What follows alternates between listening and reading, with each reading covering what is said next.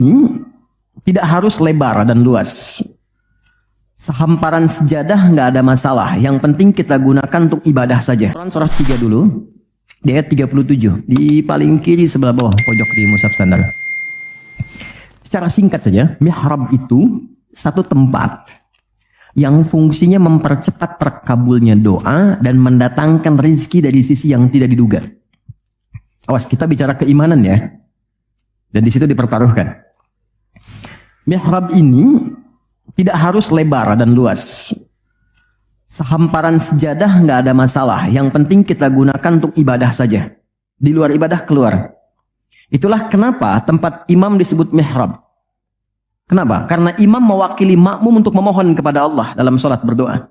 Makanya kualifikasi imam mesti khusus. Bukan imam biasa. Baik.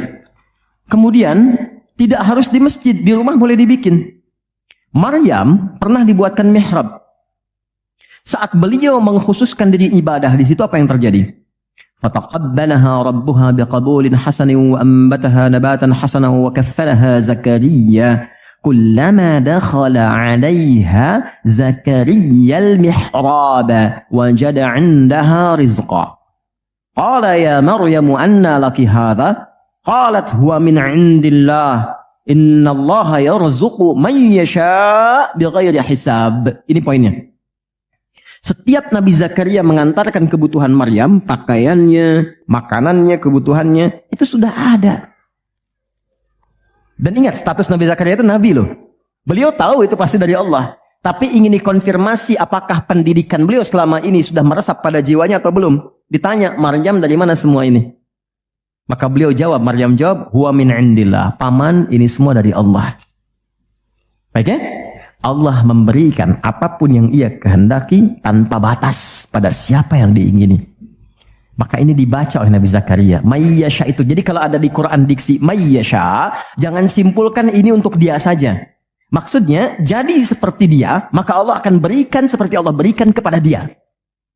Maka Nabi Zakaria kemudian sholat di mihrabnya Maryam itu. Minta sesuatu yang selama ini kata orang terbatas. Apa yang dilakukan? Sholat. Dalam sholatnya minta. Perhatikan cara mintanya. Satu, menyebut nama Allah sesuai kebutuhan. Hasan. Ya. Maksudnya apa? Nama yang ketika disebut melahirkan ibadah, melahirkan jawaban. Jadi Allah bentangkan semua nama terkait semua kebutuhan kita. Anda butuh rizki, sebut ya Razak. Anda butuh ilmu, sebut ya Alim. Ya kan? Anda butuh ketahanan mental diri, sebut ya Sabr. Itu 99 tersebar. Itu rumusnya di Quran surah ke-17 ayat 110. Quran surah 17 Al-Isra ayat 110. Qul id'ullaha awid'ur rahman ayyamma tad'u falahul asma'ul husna. Kalau Anda punya persoalan, segera curhatkan kepada Allah, minta, berdoa. Sebut ya Allah yang standar, atau ya Rahman naik sedikit, atau pilih nama yang sesuai kebutuhan kita. Jadi nggak harus semua disebut, takutnya nggak butuh dikasih. Ya Allah ya Sabar, nggak pengen punya masalah, turun masalah kan? Nah, Nabi Zakaria divonis ada keterbatasan, nggak mungkin diberi. Maka beliau meminta dengan nama Allah yang memberi tanpa batas. Dalam bahasa Arab disebut dengan Wahhab, pemberi tanpa batas. Kalau dialihkan jadi bentuk permintaan, fi'lil amri lit talab. Bukan perintah di sini tapi untuk meminta, maka rubah kalimatnya jadi hab. Kalau untuk pribadi, habli. Untuk komunal banyakan hablana. Karena ini kasusnya pribadi, maka di ayat 38 beliau meminta, hunalika di mihrabnya Maryam, da'a Zakaria rabbah. Berdoalah Nabi Zakaria kepada Allah Rabbnya. Perhatikan, qala rabbi habli min ladunka dzurriyyatan thayyibah. Innaka sami'ud du'a. Ini fikih doa yang penting dipelajari. Ya Allah, ini kalau terjemah bebasnya begini. Mereka mengatakan, aku nggak mungkin punya keturunan. Maka aku memohon darimu saja yang tidak punya batas dalam pemberian.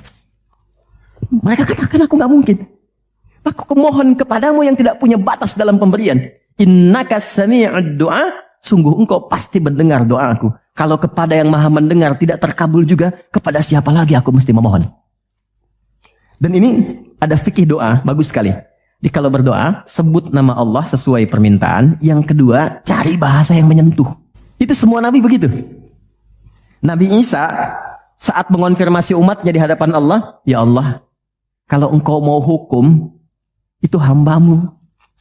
Tapi kalau engkau mau ampuni, engkau yang paling banyak kasih sayangnya. Anak ibu sudah mencederai nama baik keluarga. Tiba-tiba datang ke rumah untuk minta maaf. Diterima nggak?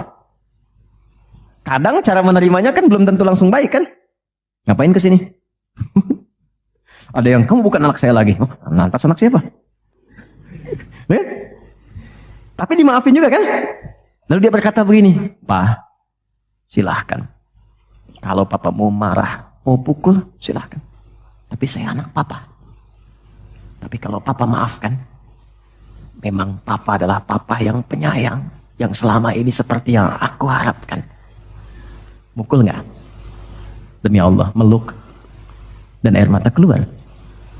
Nah, ibu saja yang punya rahim, punya sifat kasih yang dalam. Apalagi Allah yang Rahman dan Rahim.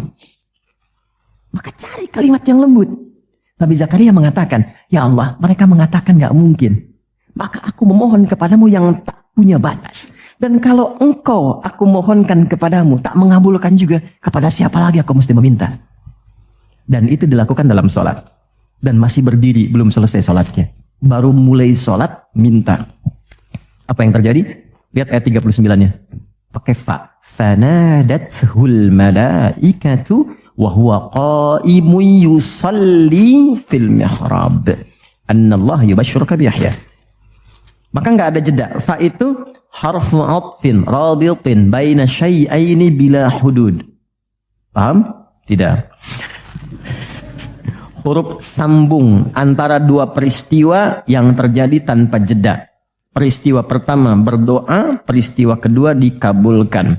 Antara berdoa dan dikabulkan tidak ada jeda. Baru selesai minta, seketika turun malaikat menyampaikan doamu terjawab. Tidak menunggu sholatnya selesai. Ternyata kalau sholatnya benar, itu seketika terjawab.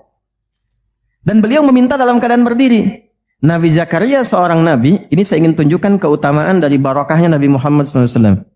Nabi Zakaria seorang nabi, sholat berdiri dikabulkan. Kita umatnya Nabi Muhammad sebelum sholat ditunggu oleh Allah mau minta apa aku kabulkan. Maka turunlah Quran surah kedua ayat 45. Wasta'inu bis sabri wassalah. Kalau engkau punya persoalan, jangan mengeluh kata Allah. Terima dulu dengan sabar. Karena yang lain pun punya masalah.